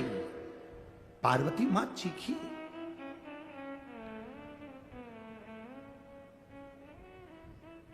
इस कथा को सुनकर एक व्यक्ति ने मैसेज करा था एक बार पहले और कहा था कि पार्वती जी तो दुर्गा जी थी, तो फिर सिंदूर को मार सकती थी, फिर दुर्गा जी उस समय पर क्यों चीखी? उनको तो मार देना था। पत्नी के, स्त्री के, नारी के कई रूप होते हैं। जब पति के साथ में नारी रहती है तो पूरी जवाबदारी पति की होती है। अकेली मार्केट में अगर सब्जी खरीदने और कपड़े खरीदने गई है तो अपनी दमदारी पर जाती है, तब दिखा सकती है कि देवी क्या होती है। बच्चा भी ऐसा ही होता है। बच्चे की आदत होती है, अकेला बच्चा कहीं से गिर गया ना, तुरंत कपड़े झाड़ कर खड़ा हो जाता है। और बच्चा अगर मां के साथ चल रहा है और गिर गया ना तो 25 बार रोता रहता है, लग गई लग गई लग गई। क्योंकि जब तक मां उसको ना संभाले, जब तक मां उसको प्रेम ना करे, जब तक मां उसको गले से ना लगाए, जब तक मां उससे लाड़ ना लड़ाए, जब तक मां उसको एक टॉफी ना दे दे, तब तक वो रोता ही रहेगा, भले उसको ना लगी है। बच्चे की आदत होती है। बच्चा मां है तो बड़ी सी टेबल पे से कूद जाएगा, मां है तो कहीं से भी कूद जाएगा, क्योंकि मेरी मां मुझे संभाल लेगी। ऐसे ही पत्नी, ऐसी नारी, ऐसी स्त्री होती है जो पति के साथ रहे, पति के साथ बैठी है, पति के सम्मुख में है, तो नारी सोचती है मैं क्यों जवाब दूं, जवाब देइए। हां, अपनी बहन के साथ जा रही है, बच्चों को लेकर जा रही है कपड़े दिलाने के लिए, और फिर कहीं का कुछ बोल दे, फिर तो तेरे भक्त जनों पे माता गिर पड़ी है भारी, और दानव दल पे टूट पड़ी मां करके इतने में फिर कहीं का किसी ने कुछ बोल दिया तो ये इधर आ रे, इधर आ, तेरे घर में मां बेटी नहीं है क्या जो मुझे घूर कर देख रहा है? ऐसा दिया ना छठी का दूध याद दिला दूंगी। बस अकेली थी इसलिए दम था, पति के साथ थी तो पति प्रबलता में दिखे। तो माता पार्वती जी चाहती तो उसको मार देती सिंदूर को, कब का, पर मां ने मारा नहीं है, क्योंकि माता पार्वती को यह मालूम है कि सिंदूर जब अपने ब्रह्मा पिता को दबाने के लिए गया था तो ब्रह्मा जी को क्रोध आ गया था कि मेरा बेटा होकर मुझे दबाने आया है, सिंदूर तू मुझे दबाने आया है, मैं तुझे श्राप देता हूं, तेरी मृत्यु होगी तो पार्वती के पुत्र गणेश के द्वारा होगी। ये उसे वर मिला था। तो पार्वती जी को मालूम है कि फालतू में अपनी एनर्जी खत्म करने से कोई मतलब नहीं है, मरेगा तो मेरी औलाद से ही मरेगा, तो काय को फालतू का टेंशन ले अपन।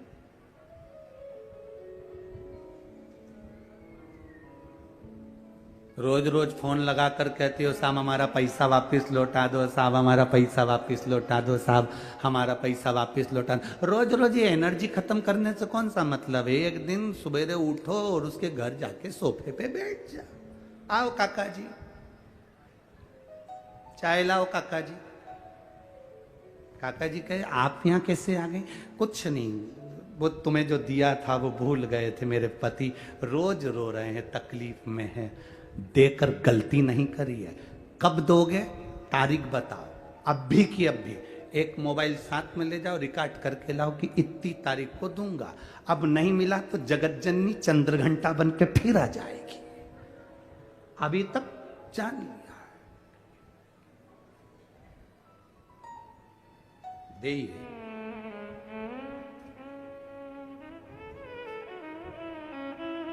पार्वती जी सिंदूर को मार सकती थी, नहीं मेरा पुत्र मारेगा, मेरा बेटा मारेगा। देखो हाथ पकड़ा, चीखी मां, आवाज लगाया, शिव जी को क्रोध आया, शंकर भगवान दौड़ कर आए और शिव जी दौड़ कर आकर तुरंत त्रिशूल उठाकर सिंदूर की छाती पर दिया, पर वर था कि मरेगा पुत्र के द्वारा, शिव नहीं मार सकते। छाती पर दिया, लात मारी, दूर जाकर फिकाया, सिंदूर को लगा मेरा बल कम हो गया। यह कोई साधारण नहीं है। ब्रह्मा जी ने और भगवान विष्णु ने कहा था वो देव अधिदेव महादेव हैं, उसके सामने लोगों का बल कम हो गया। बस सिंदूर ने सोचा युद्ध करने से कोई मतलब नहीं है, पार्वती जी का हाथ छोड़ा, सिंदूर चला गया।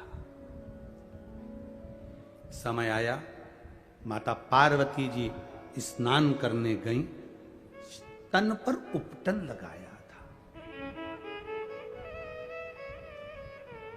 उपटन किस चीज का था? चंदन का उपटन पार्वती जी ने लगाया था, अबीर गुलाल का उपटन पार्वती जी ने लगाया था ना। शिव महापुराण कहती है पार्वती जी ने गोबर का उपटन लगाया था, इसलिए शरीर में से जब गोबर को निकाला गया था तो एक गणेश जी बने थे जिनका नाम था गोबर गणेश।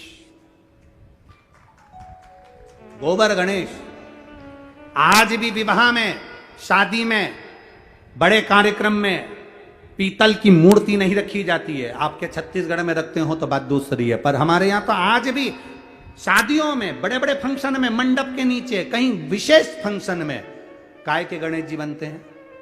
जम के बोलो जरा, गोबर के गणेश, मट्टी के गणेश, गोबर के गणेश बनकर बिठा। आज भी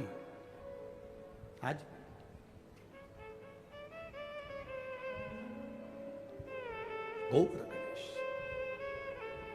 गणेश जी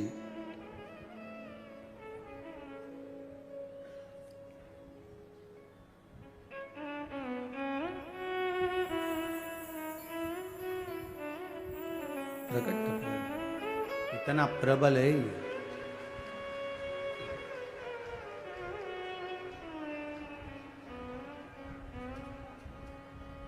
भाव से, दिल से, जहां जगह मिले वहां बैठकर भाव से बाबा से बोले, श्री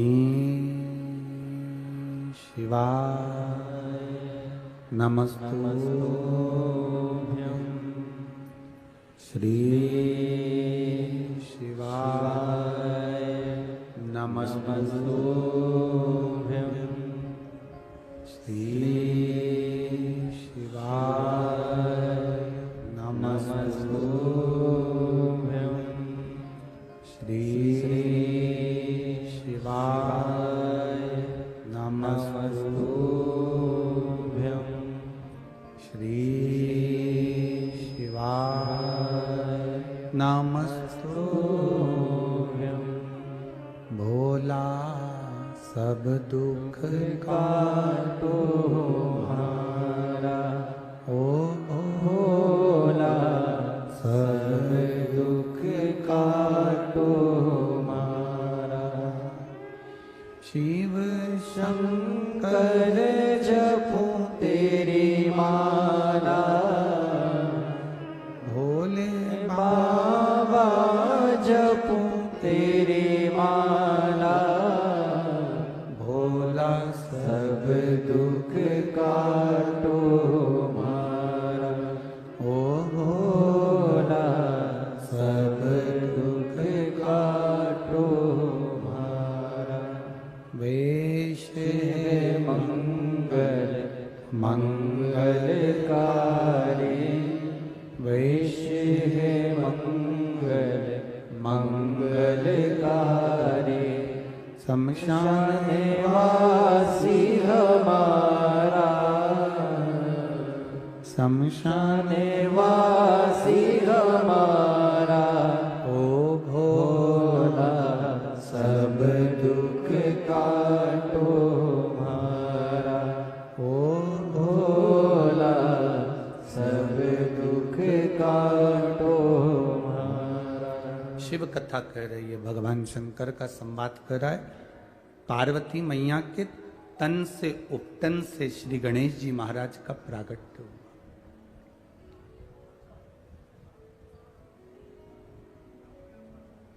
अब एक बात का विचार करिएगा, क्या गणेश जी एक ही कल्प में प्रकट हुए?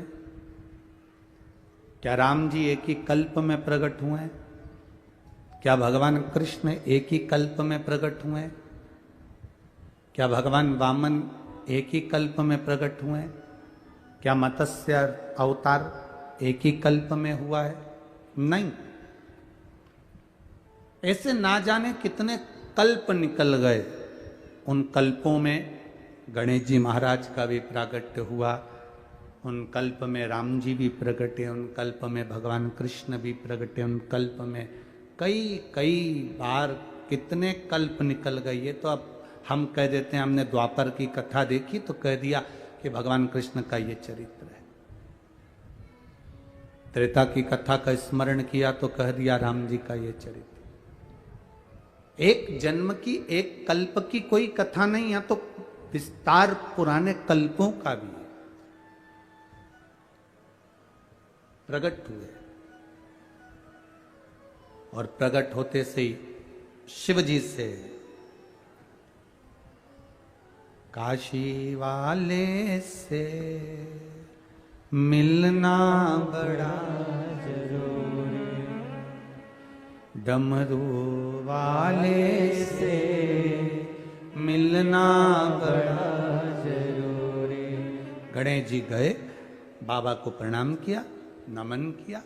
शंकर भगवान ने उनको हृदय से लगाया और हृदय से लगाकर कहा, गणेश जी ने कहा कि मेरे अवतार का कारण, मेरे प्रकट होने का कारण क्या है? तो कहा बस एक कारण है, सिंदूर का वध।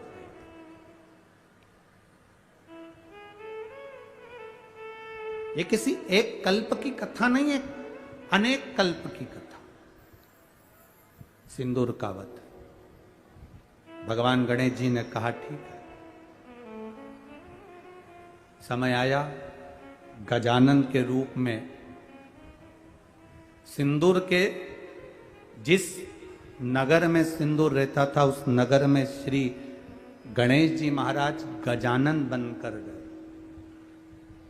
गजानन बड़ा सा एक स्वरूप, तोंद बड़ी, स्वरूप बड़ा, शरीर में खूब सारा बल लेकर सिंदूर के पास गए और जाकर आवाज लगाई कि मुझे भूख लगी है।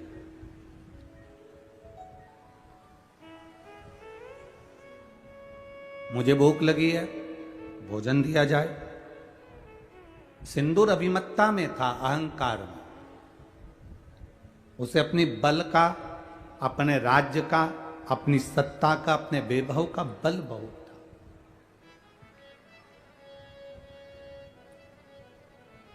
देखिए,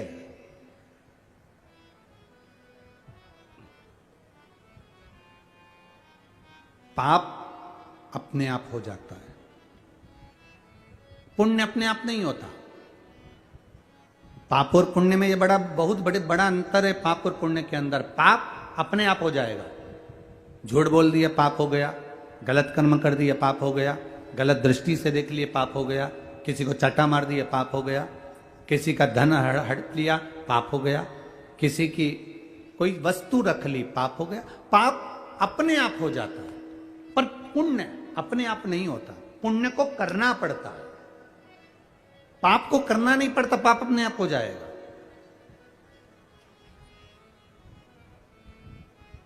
पाप इतना विचित्र होता है कि अपने आप ही प्रकट हो जाता है।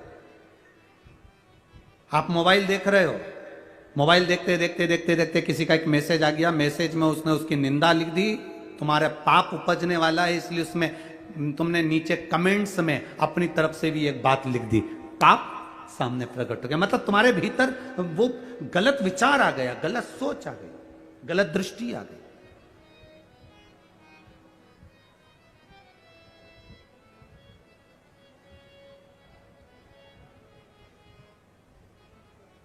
पाप अपने आप हो जाता है, पर पुण्य अपने आप नहीं होता। पुण्य को करना पड़ता। पुण्य को करोगे तो पुण्य होगा। किसी को भोजन कराया, भूखे को भोजन कराया, प्यासे को पानी पिलाया, तुमने अगर पुण्य कमाया, पुण्य की कमाई आपको खुद करना पड़ेगी, पर पाप अपने आप हो जाता है। पाप को वो कहते हैं ना, अंदर जो भरा होता है वही, जो अंदर भरा है वही, उसी की डकार आती है, जो अंदर भर रहा है।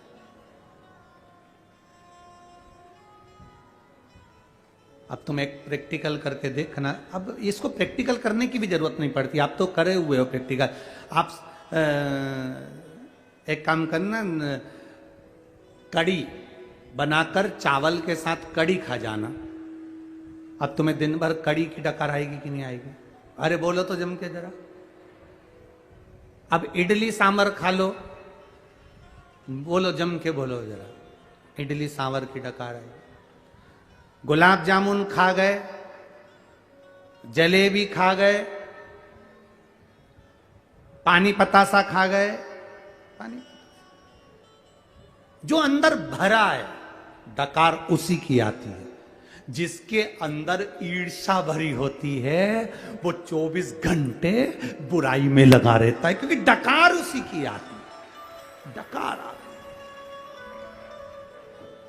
जिसके भीतर ईर्ष्या भरी है तो ईर्ष्या की डकार आएगी, नफरत भरी है नफरत की डकार आएगी, निंदा भरी है निंदा की डकार आएगी। तुम्हारे भीतर किसी की उन्नति देखकर, किसी की प्रोग्रेस देखकर, किसी के चार चांद देखकर, किसी की फैक्ट्री देखकर, किसी की दुकान देखकर अगर तुम्हारे मुख से गलत विचार निकल रहे हैं, गलत बात निकल रही है, तुम किसी के लिए गलत लिख रहे हो, गलत सोच रहे हो, गलत बोल रहे हो, तो समझ लेना तुम्हारे अंदर कूट कूट के ईर्ष्या भरी हुई है, इसलिए उसकी डकार आ रही है। तुम्हारे अंदर बुराई भरी है तो बुराई की डकार आ रही है। तुम्हारे अंदर निंदा इतनी भर गई कि निंदा की डकार आ रही है। तुम्हारे अंदर इतना गंदगी भर गई कि तुम्हें कोई दुनिया का कोई व्यक्ति अच्छा ही नजर नहीं आ रहा, क्योंकि तुम्हारे अंदर बुराई की डकार आ रही है। वो केवल अंदर जो भरा है उसी की डकार प्रकट होती है।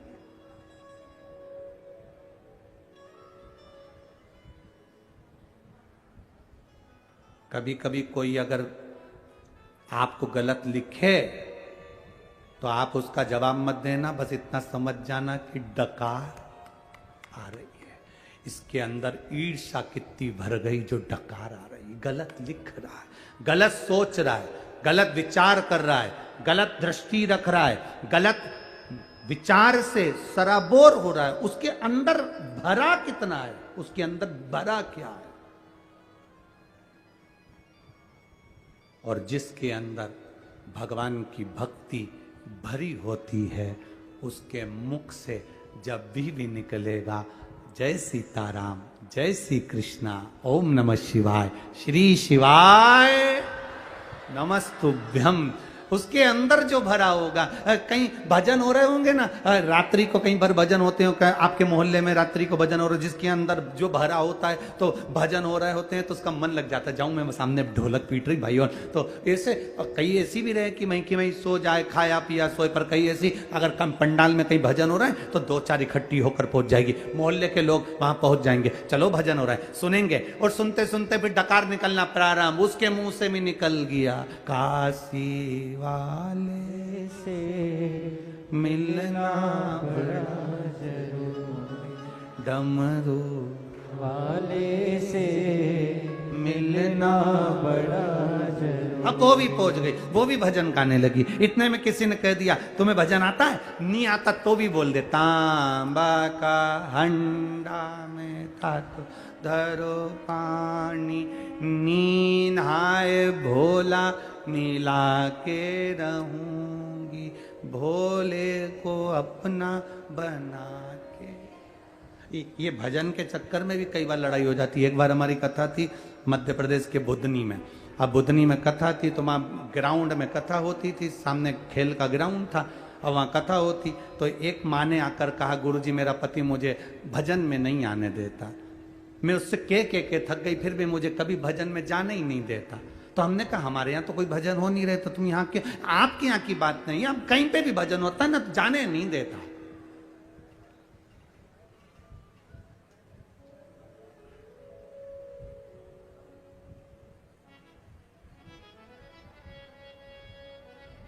हमने कहा तेरे पति को लेके आना। वो अपने पति को लेके आ गई कथा में। कथा पूरी हुई तो मिलने आई। अब मिलने आई तो हमने उससे पूछा, क्यों रे भैया तो इसको भजन में क्यों नहीं जाने देता? भजन से क्या प्रॉब्लम है ये बता। कि नहीं जाने दूंगा तो नहीं जाने दूंगा, आप महाराज हो, आपका आदर है, सम्मान है, पर इसको मैं भजन में नहीं जाने दूंगा। हमने कहा बता तो दे कि क्यों नहीं जाने देगा। बस नहीं जान दूंगा। अरे तो क्यों नहीं जान देगा? अरे गुरुजी जब भी भजन में जाती है शंकर जी का एक ही भजन गाती है, कैलाश पर्वत पे जाके रहूंगी, भोले को अपना बना के रहूंगी। तो हमने कहा इस भजन से तो कोई तकलीफ क्या है? बस तकलीफ एक ही है, हमारे पड़ोस में भोला रहता है, इसलिए इसको भजन में नहीं जाते। कुछ भी हो जाए, वो भोला चाट वाला ठेला लगाता है। तो मैंने कहा जी जी तेरे हाथ जोड़ू, तू आज के बाद ये भजन मत गाना। कि नहीं गाऊंगी। नहीं गाऊंगी। फिर कौन सा गाएगी? बस उसने कहा मैं गा के बता दूं। मैंने बता, अपने भोले की मैं तो बनी रे जोगनी। इतने में फिर वो भयंकर चिल्ला छोड़ चालू कर। हमने कहा तेरे को भोले ही मिले, जब देखो जब भोला का भजन गा, शिव जी का गा ले, शंकर जी का गा ले, भोला मत बोल। तो क्या ठीक है, मैं चेंज कर दूंगी। अब इसमें क्या सोचना महाराज, तो बड़ी बड़ी बड़ी विडंबना है कई लोगों की। कई बार विचित्रता में आ जाता। अब भगवान गणेश जी महाराज बड़ा सा रूप रखकर भोजन करने के लिए गए। इसको अभिमान था, बहुत बहुत विचित्र। जो डकार अंदर भरी हुई है, जो भोजन भरा हुआ, जो चीज अंदर भरी है वो डकार में निकलती है। ईर्षा भरी होगी, ईर्षा निकलेगी। नफरत भरी होगी, नफरत निकलेगी। आपके शब्दों में, आपकी वाणी में, आपकी लेखनी में वो सामने प्रकट होगी जो आपके अंदर भरा।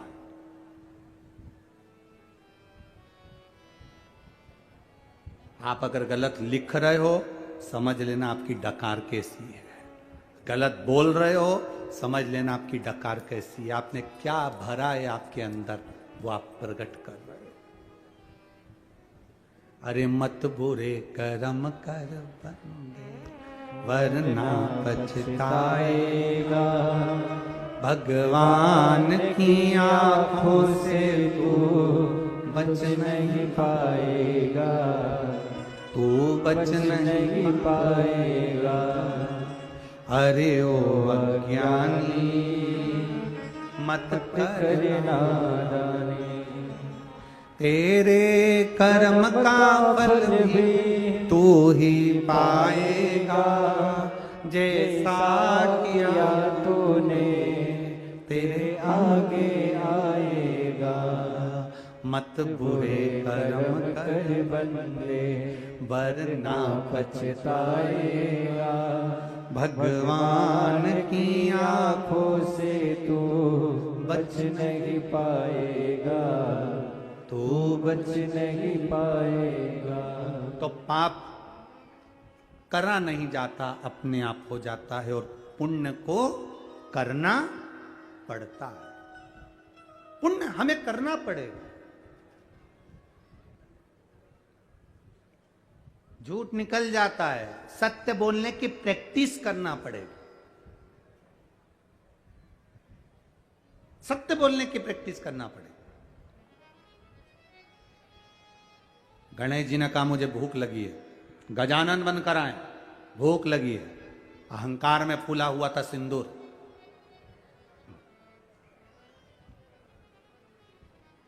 सिंदूर अहंकार में फूला हुआ था। क्या है भोजन? सिंदूर ने अपनी सभा में बैठकर कह दिया कि इस बच्चे को भोजन कराओ, जाओ बालक को भोजन करो। कभी जिंदगी में किसी को छोटा मत समझो। 70 साल के बूढ़े व्यक्ति का मोबाइल अगर बिगड़ जाता है तो 10 साल का बेटा पोता मोबाइल का फंक्शन सही कर देता है। और 70 साल का बूढ़ा व्यक्ति अपना मोबाइल सही नहीं कर पाता है। 15 साल का पोता गोदी में बैठकर दादाजी मेरे को दो, क्या हो गया बेटा, देख तो जरा इसमें कॉल अपन उठाओ तो बंद हो जाता है, आवाज ही नहीं आती है। मैंने लगा के देख लिया, और तेरे पिताजी से भी कहा, पिताजी ने देख लिया, बहू से कहा, बहू ने देख लिया। पोता बोला दादा लाओ मेरे को दो। दादा के पलंग पर बैठा पोता, पाँव लंबा, गोदी में दादा के पाँव, और बैठ के तकिया से और 5 मिनट में करके दे दिया। दादा ये देखो चालू हो गया। देखो दादा ने जो फोन पे बात करी, गजब गजब, छोरे को पारे मेरा बाबू कितना जोरदार, तूने मेरा मोबाइल अच्छा कर दिया। तेरे पिताजी से नहीं हुआ, तेरी माताजी से नहीं हुआ, तेरे भाई से नहीं हुआ, और तू 10 साल का 15 साल का, और तूने मोबाइल अच्छा कर दिया। कभी कभी ये मत सोचना कि छोटा किसी काम का नहीं रहता। ये अंदाजा लगा कर रखना, घर में बड़े बड़े बर्तन होते हैं, पर वो बर्तन कभी कभी काम आते हैं। घर में जो छोटे छोटे बर्तन होते हैं, सबसे ज्यादा काम वो ही आते हैं। इसलिए जो छोटे हैं उनको साथ लेकर चलिए। बड़े बर्तन कभी कभी काम आएंगे, और छोटे बर्तन, अरे बोलो जम के बोलो जरा, ये बड़े बड़े जो होते हैं ना, ये हम बोलेंगे तुम्हें बुरा लग जाएगा रे बाबा, इसलिए हम बहुत सारी कथा तो गायब कर देते हैं। फिर भी मन करता है कि बोल दो तो अच्छा है, नहीं तो पेट दुखेगा। ये बड़े बड़े जो बर्तन होते हैं ना, बड़े बड़े नेता हों, ये तो बहुत कम काम में आते हैं। छोटे छोटे बर्तन कार्यकर्ता जो होते हैं, इन्हीं से नैया पार हो जाती है, इन्हीं से। छोटे बर्तन। अब बड़ा बर्तन कितना काम आ रहा है? ऊपर से ऑर्डर लिख दिया कलेक्टर साहब ने, नीचे से ऑर्डर कर दिया एसपी साहब ने, उससे नीचे गया एसडीएम साहब, उसके नीचे गया टीआई साहब, और बाकी का जो ये सारा झमेला झेल रहा है वो ऊपर वाले झेल रहा है। ये बेचारे जितने खड़े थे सब छोटे बर्तन थे, तो कथा का पूरा पानी झेल के ले गए। छोटे बर्तन, बड़े बर्तन नहीं, छोटे बर्तन। छोटे को साथ लेकर चलो। कभी ये मत सोचो कि बड़े काम आएंगे, ना ना, छोटे भी काम आएंगे। इसलिए हमारा सनातन धर्म में ब्राह्मण, क्षत्रिय, वैश्य, शूद्र, इन सबको एक जगह पर लेकर आते हैं। सनातन धर्म में कोई अलग नहीं। सनातन धर्म में कहा जाता है ये चार चौकी के चार पाए हैं, ये हैं तो हमारा सनातन धर्म टिका हुआ है। छोटे से लेकर बड़े तक सबको साथ कर चलना है। घर में जब कोई काम होता है, फंक्शन होता है, बड़े सोफे पर बैठे रहते हैं, काम तो छोटा ही करता है। मामी जी भोजन ला दूं, काकी जी रोटी ला दूं, पोछा लगा दूं, कपड़े उठा दूं, सामान रख दूं, छोटा काम आता है। छोटे बर्तन हर जगह काम आ जाएंगे, बड़े बर्तन किसी काम के नहीं। शादी में दहेज में तुम्हें इतने सारे बर्तन मिले, दहेज में बड़े बड़े बर्तन मिले, तुमने कितने बर्तन दहेज के आज तक निकाल के रखे? बोलो जी जियो, दहेज के सारे बर्तन निकाले क्या? नहीं, दहेज के सारे बर्तन बोरे में बंद रखे हैं। पर जैसे ही मेहमान ज्यादा बड़े, जा वो बोरे में से छोटा वाला प्लेट कर लिया, तो जा छोटी प्लेट निकाल ला, चम्मच निकाल ला, जल्दी जा, छोटी प्लेट, छोटी चम्मच, छोटा सामान, छोटी वस्तु निकाल कर लिया है। इसलिए शिव महापुराण की कथा कहती है, जितने छोटे बनकर अपनी जिंदगी को जियोगे, उतने परमात्मा के करीब बने रहोगे, उतने नजदीक में रहो। छोटे बर्तन काम, बड़े नहीं। वो एक लाइन बोलते हैं सब लोग, बड़ा हुआ सो जैसे पेड़ खजूर, पंछी को फल लगे, क्या फायदा? छोटे बनकर जिंदगी को जीना एक आनंद का विषय है, आनंद का विषय। सिंदूर ने कह दिया छोटा है, ये छोटे से बच्चे को जाओ भोजन करा दो। गजानन भोजन करने बैठे, सिंदूर ने कह दिया जिमाओ छोटा सा। अब इनको क्या मालूम था वो छोटा बड़ा भारी था। एक बार में जितना परोसा गया था वो तो एक ही बार की थाली उठा के निपटा गया। दूसरी बार परोसा वो भी खा गए, तीसरी बार परोसा वो भी खा गए। जितना सिंदूर के यहाँ का भोजन था सारा खा गए। द्वारपाल दौड़कर जाकर बोले सिंदूर महाराज वो तो पूरा खा गया, कुछ नहीं बचा सिंदूर के, मैं राजा महाराजा, क्या कमी, लाओ और दो। वो और खा गया। आखिरी में सिंदूर को लगा मैं पार्वती जी का हाथ पकड़कर इसलिए ला रहा था कि उनके घर में औलाद ना हो। ब्रह्मा जी ने कहा गणेश जी का प्रागट्य होगा और तेरे प्राण हरेगा। सिंदूर की बुद्धि में आया ये कहीं गणेश तो नहीं है, गणेश तो नहीं। तब सिंदूर उस बालक के साथ में युद्ध करने के लिए आतुर हुआ, और सिंदूर जब बालक के साथ युद्ध करने को आतुर हुआ, तब गणेश जी महाराज ने सिंदूर के प्राणों को हरने के लिए जो प्रहार करा अंकुश का, ऐसा प्रहार, तड़पने लगा सिंदूर, तड़पने लगा, प्राणों को हरा, रक्त की धार निकली। जो रक्त की धार निकली तो सिंदूर मरते मरते हाथ जोड़कर कहता है, मुझे क्षमा करो, मैं ब्रह्मा के मुख से जमाही द्वारा निकला हूं, मेरा नाम सिंदूर है। यम भी मुझसे दूर रहते हैं, आप कृपा करो, दया करो, मेरे शरीर से निकले हुए इस रक्त को, मेरे शरीर से निकले हुए इस भाग को आप अपने तन पर धारण करो गजानन, और वर दीजिए ये सिंदूर जिस जिस स्थान पर होगा वहां यम के दूत भी निगाह न कर सके, ऐसा वर दे दीजिए, ये वर दे, ये अखंडता दे, अखंडता।